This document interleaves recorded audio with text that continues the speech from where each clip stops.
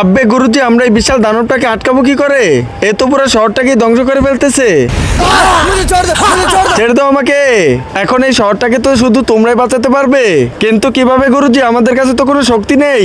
এই নাও, এটা খাও। এইটা কি? এটা হলো জাদুর চকলেট। এইটা খাওয়ার পর তোমাদের শরীরে এত শক্তি আসবে যে তোমরা এই দানবটাকে খুব সহজে হারিয়ে দিবে।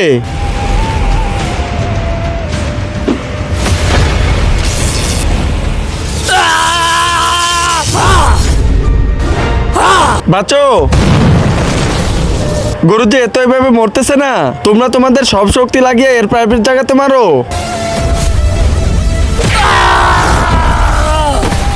অবশেষে আমরা এই দানবটাকে মেরে এই শহরটাকে বাঁচিয়ে ফেলেছি। এখন এই শহর আমাদেরকে হিরো ভাববে।